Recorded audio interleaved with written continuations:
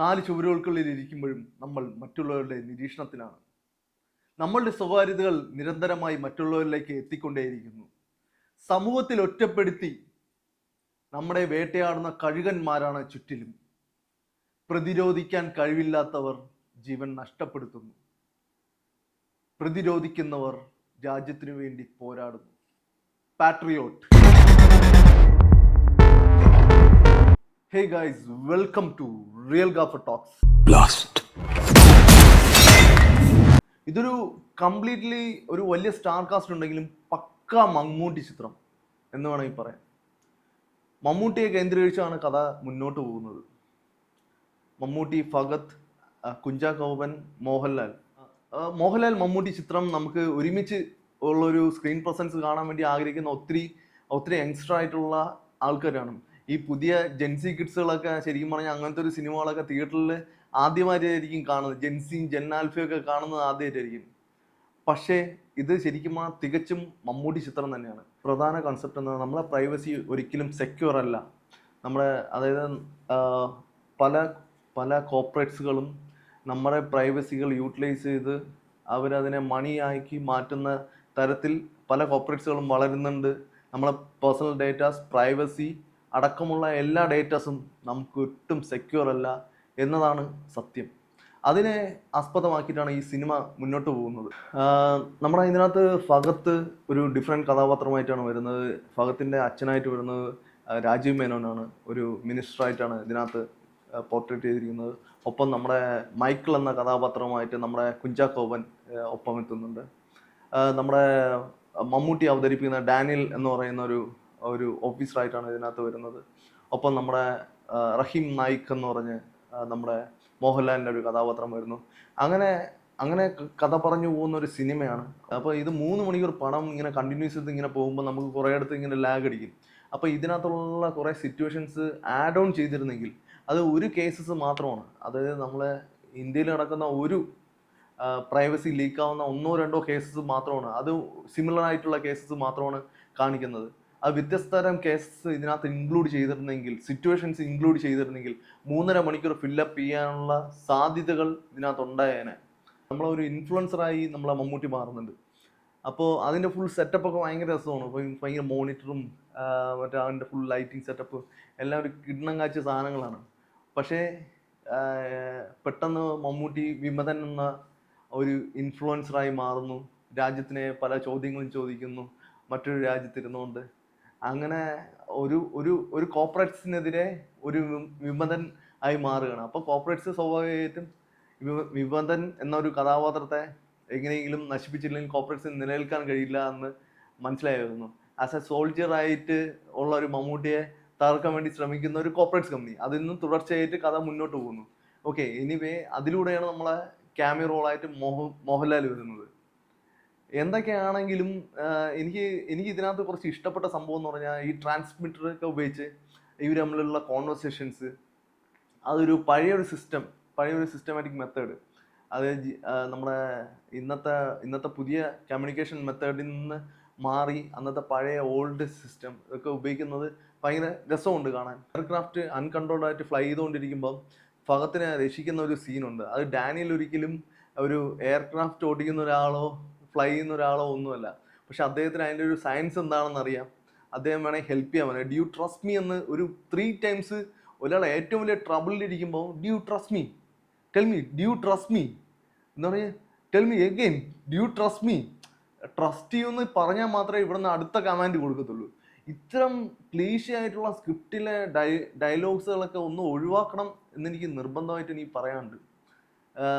അതിനുശേഷം ഉണ്ടാകുന്ന flight operate ചെയ്യുമ്പം ഓരോന്നും ഇങ്ങനെ മാറ്റി തിരിക്കാനൊക്കെ പറയും. അപ്പോൾ എനിക്ക് പെട്ടെന്ന് എനിക്കൊരു പഴയൊരു സിനിമ എനിക്ക് ഓർമ്മ വരും ഗൈസ്. അത് ഞാൻ ഇതിനകത്ത് ആഡ് ചെയ്യാം. പെട്ടെന്ന് നിങ്ങൾക്ക് ആർക്കെങ്കിലും അങ്ങനെ ഒരു തോന്നലുണ്ടായെങ്കിൽ നിങ്ങളൊന്ന് കമൻറ്റ് ബോക്സിൽ പറയുക. മുൻപ് വിമാനത്തെക്കുറിച്ചും നിങ്ങൾ അറിഞ്ഞിരിക്കണം. നിങ്ങൾ ഇപ്പോൾ സഞ്ചരിച്ചു കൊണ്ടിരിക്കുന്ന വിമാനം ചെക്ലോസ്ലോവാക്യ നിർമ്മിതമായ 2468 കിലോ. പ്രധാനമായിട്ടും പുള്ളിക്കാരൻ്റെ ഒരു എഡിറ്റിംഗ് പാറ്റേൺ ഒക്കെ നമുക്ക് ഓൾറെഡി അറിയാം. പക്ഷേ ഇതിനകത്തുള്ള ആക്ഷൻ സീക്വൻസിനെ പുള്ളി അതേപോലെ ട്രീറ്റ് ചെയ്യാൻ ശ്രമിച്ചതാണ് ഈ സിനിമയുടെ ഏറ്റവും വലിയ പരാജയം എന്ന് പറഞ്ഞാൽ. ഓഡിയൻസിന് അധികം അറ്റൻഷൻ കൊടുക്കാൻ പറ്റാത്തത് ഇതിൻ്റെ ആക്ഷൻ സീക്വൻസിനെ വളരെ സ്ലോ കട്ടും ഒത്തിരി കട്ട് ഷോട്ടുകളും ആഡ് ചെയ്യാത്തത് കൊണ്ട് തന്നെ ആക്ഷൻ സീക്വൻസിൻ്റെ പഞ്ചസ് ഒന്നും നമുക്ക് കൃത്യമായിട്ട് ഓഡിയൻസിന് തിയേറ്ററിൽ എക്സ്പീരിയൻസ് ചെയ്യാൻ കഴിയത്തില്ല. അതുകൊണ്ട് തന്നെ ആക്ഷൻ സീക്വൻസ് വളരെ പരാജയമായിട്ട് എനിക്ക് തോന്നി. പക്ഷേ എനിക്ക് ഇതിനകത്തുള്ള ലിഫ്റ്റിലെ ആക്ഷൻ സീക്വൻസ് കുറച്ചും കൂടെ ബെറ്ററായിട്ട് ചെയ്തതായിട്ട് എനിക്ക് തോന്നിയിട്ടുണ്ട്. കാര്യം ആ ലിഫ്റ്റ് ഒരു ഡമ്മി സെറ്റ് ഇട്ടാൽ പോലും അതിനകത്ത് ഒക്കുപ്പൈ ചെയ്ത് ഒരു സിനിമാറ്റോഗ്രാഫി ചെയ്യുന്നത് ഒരു കിടിലം പരിപാടി തന്നെയാണ്. അപ്പോൾ എനിക്കത് ഭയങ്കര ഇഷ്ടപ്പെട്ടു. പക്ഷേ ഇതിനകത്തൊരു ഫ്ലൈറ്റ് സീക്വൻസിനകത്ത് ചെയ്തൊരു ഫൈറ്റ് സീക്വൻസ് ഉണ്ട്. അത് മമ്മൂട്ടിയാണ് ആ ഫൈറ്റ് സീക്വൻസിൻ്റെ ഉള്ളത്. പക്ഷേ ആ ഫൈറ്റ് സീക്വൻസ് എനിക്ക് ഭയങ്കര ഒരു ഓഡായിട്ട് എനിക്ക് ഫീൽ ചെയ്തു. കാരണം വെച്ചാൽ എനിക്ക് ഫ്ലൈറ്റ് സീക്വൻസിനകത്തുള്ള മലയാള സിനിമകളിലെ ഏറ്റവും നല്ല ഫൈറ്റ് സീക്വൻസ് എന്ന് പറഞ്ഞാൽ ഐഡൻറ്റിറ്റിയിൽ നമ്മളെ ടോവിനോ ചെയ്ത ഒരു സീനുണ്ട്. അത് മാത്രമാണ് എനിക്ക് അത് ഇഷ്ടപ്പെട്ട ഒരു ഫൈറ്റ് സീന് ഒരു ഫ്ലൈറ്റിനകത്തുള്ളത്. മൈക്കിൾ എന്ന കഥാപാത്രവും ജ്യോതി എന്ന കഥാപാത്രവും നമ്മൾ ദർശനാണ് അത് ചെയ്തിരിക്കുന്നത്. മൈക്കിൾ എന്ന് പറഞ്ഞാൽ നമ്മളെ കുഞ്ചാക്കോ ബോബൻ. അപ്പോൾ ഇവർ തമ്മിലുള്ള റിലേഷൻഷിപ്പ്, അതായത് അവർ തമ്മിലുള്ള ആ ഒരു ലവ് റൊമാൻസ് സീന് കാണിക്കാൻ വേണ്ടിയിട്ട് പെട്ടെന്നൊരു പാട്ട് സീൻ ഇല്ലേ, അവരുടെ റിലേഷൻഷിപ്പ് കാണിക്കാൻ വേണ്ടി പെട്ടെന്നൊരു പാട്ട് സീൻ ഓൺ ചെയ്യുക. ത്രൂ ഔട്ട് പാട്ട് സീനിൽ നമുക്ക് മൊത്തത്തിൽ അവരുടെ റിലേഷൻഷിപ്പ് എന്താണെന്ന് കാണിക്കുക. ഇത്തരം ഒരു സിസ്റ്റമാറ്റിക് പൈപ്പ് ലൈന് മലയാള സിനിമയിൽ നിന്ന് എടുത്തങ്ങ് കളയണം എന്നേ എനിക്ക് പറയാനുള്ളൂ. ആദ്യം തന്നെ ഒരു പാട്ട് സീൻ തുടങ്ങുക, അവർ തമ്മിൽ റിലേഷൻഷിപ്പ് നമ്മൾ അണ്ടർസ്റ്റാൻഡ് ചെയ്ത് പോകണം.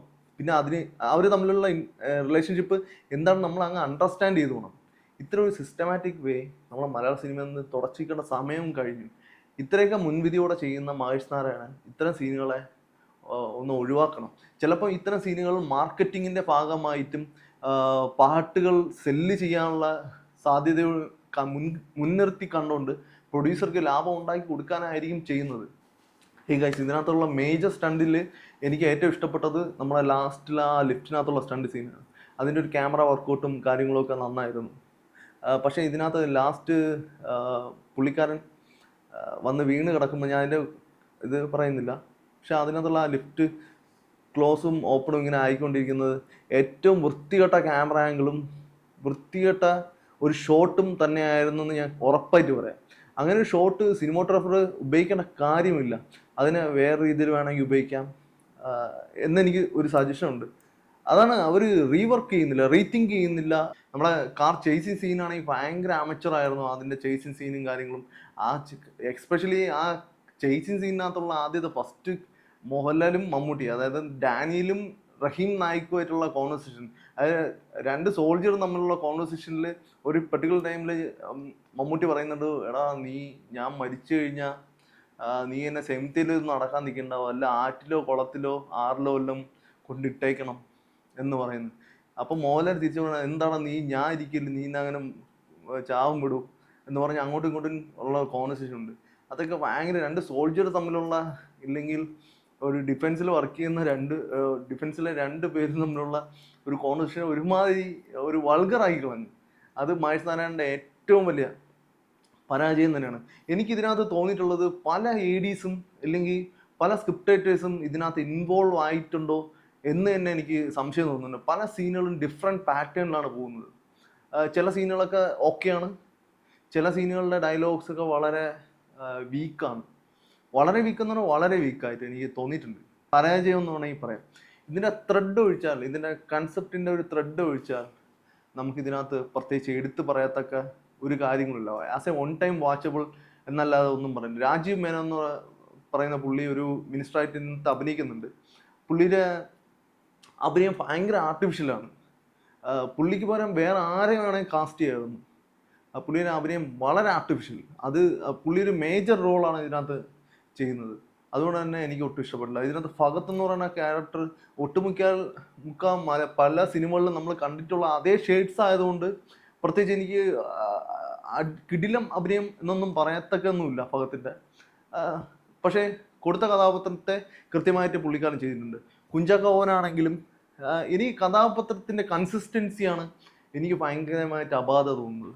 അതായത് നമ്മളെ മമ്മൂട്ടിയുടെ ഡാനിയൽ എന്ന കഥാപാത്രത്തിന് ഒരു തുടർച്ച പലയിടത്തും കൺസിസ്റ്റൻസി ഇല്ലാതെയും പല ലോജിക്ക് ഇല്ലാതെയും ആയി മാറുന്നുണ്ട്.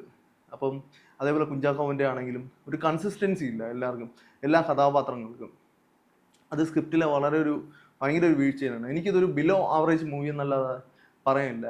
പാട്രിയോട്ട് കൺസെപ്റ്റ് വൈസ് നല്ലതാണ്. പക്ഷേ അതിൻ്റെ മേക്കിംഗ് വേസ് ഒരു ആവറേജ് മൂവി എന്ന് വേണമെങ്കിൽ പറയാം. ഒരു ആവറേജ് മേക്കിംഗ് ആണ്. എനിക്കിതൊരു ആവറേജ് മൂവി ആയിട്ട് എനിക്ക് കൺസിഡർ ചെയ്യാൻ പറ്റും. നമുക്ക് തിയേറ്ററിൽ നിന്ന് വെളിയിലോട്ട് ഇറങ്ങുമ്പോൾ നമുക്ക് നമുക്ക് ഒരു കഥാപാത്രങ്ങളും നമ്മളെ മെമ്മറൈസ് ചെയ്യാൻ ഇല്ലെങ്കിൽ അത് ഒരു സെക്കൻഡ് ഒരു ഫ്രാക്ഷൻ ഓഫ് സെക്കൻഡ് പോലും നമ്മളെ മനസ്സിലിരിക്കത്തില്ല. അവസാനം ക്രെഡിറ്റ്സ് റോൾ ചെയ്ത് വരുമ്പോൾ നമുക്ക് പെട്ടെന്ന് അങ്ങ് ഇറങ്ങി പോകാൻ വേണ്ടി മാത്രമേ തോന്നത്തുള്ളൂ. അല്ല നമുക്ക് ഒരു സംഭവം പോലും പെട്ടെന്ന് മനസ്സിലിരിക്കത്തില്ല.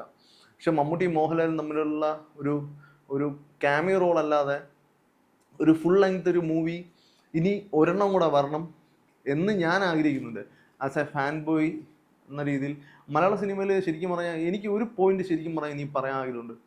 നമ്മുടെ ഇന്ത്യൻ സിനിമയിൽ, എക്സ്പെഷ്യലി ഇന്ത്യൻ സിനിമയിൽ നമ്മുടെ മലയാള സിനിമ എന്ന് പറഞ്ഞാൽ ഒരു ചെറിയ ഇൻഡസ്ട്രിയാണ്. അതിൽ മുൻനിര നായകന്മാരിൽ രണ്ടുപേരാണ് മമ്മൂട്ടി ആൻഡ് മോഹൻലാൽ. അപ്പോൾ ഇവിടെ ഉള്ള ഒരു ഭയങ്കര ഒരു സംഭവം എന്ന് പറഞ്ഞാൽ ഒരു ഇക്വാളിറ്റി എന്ന് പറയുന്ന സംഭവമുണ്ട്. ആർട്ടിസ്റ്റ് തമ്മിലുള്ള ഇക്വാളിറ്റി എന്നൊരു സാധനമുണ്ട്. അത് എനിക്ക് റീസെൻ്റ്ലി കുറച്ച് ഇൻ്റർവ്യൂ കണ്ടപ്പോഴും കാര്യങ്ങളൊക്കെ അല്ലാതെയും നമ്മൾ ഇതിനെക്കുറിച്ച് ഇങ്ങനെ കേട്ടറിവുണ്ട്. പക്ഷേ ഒരു തെലുങ്ക് മൂവീസിൽ പോയാലും ഒരു ബോളിവുഡ് മൂവീസിൽ പോയാലും ഒരു തമിഴ് മൂവീസിൽ പോയാലും എല്ലാ ഹീറോസിനും അവരവരുടേതായിട്ടുള്ള സ്പേസ് ഉണ്ട്. എല്ലാവരുടെ സ്പേസും ഉണ്ട്. കാര്യം എന്ന് വെച്ചാൽ കമൽഹാസൻ മൂവീസ് ആണെങ്കിലും രജനി മൂവീസ് ആണെങ്കിലും അവരവരുടേതായിട്ടുള്ളൊരു ഹയറാർക്കീസ് അവിടെ നിലനിൽക്കുന്നുണ്ട്. ഇവിടെ എന്ന് പറഞ്ഞാൽ എല്ലാ യങ്സ്റ്റർ ആയിട്ടുള്ള ആൾക്കാരെയും വെൽക്കം ചെയ്യുന്ന ഒരു മലയാള ഇൻഡസ്ട്രി ഒരു ഈക്വലായിട്ടാണ് എല്ലാവരെയും ഡീൽ ചെയ്യുന്നത്. അപ്പോൾ ഇനിയും ഒരു കിടിലം ഒരു വലിയൊരു സ്റ്റാർ കാസ്റ്റിൽ ചുമ്മാ ഒരു ഗസ്റ്റ് റോൾ അല്ലാതെ മോഹൻലാൽ മമ്മൂട്ടി നിലനിൽക്കുന്ന ഒരു സിനിമ വരണമെന്ന് ഞാൻ ആഗ്രഹിക്കുന്നുണ്ട്. നിങ്ങളെ അഭിപ്രായം നിങ്ങൾ പറയുക. പാട്രിയോട്ട് ജസ്റ്റ് ഒരു ബിഗിനിങ് തന്നെ ആയിക്കോട്ടെ. ഒരു ആവറേജ് മൂവി അല്ലാതെ എനിക്ക് പാട്രിയോട്ടിനെ കുറിച്ച് ഒന്നും പറയാനില്ല. Thank you so much guys. ഇനി പുത്തൻ മൂവിയായിട്ട് എനിക്ക് തിരിച്ചു വരാം. ബൈ.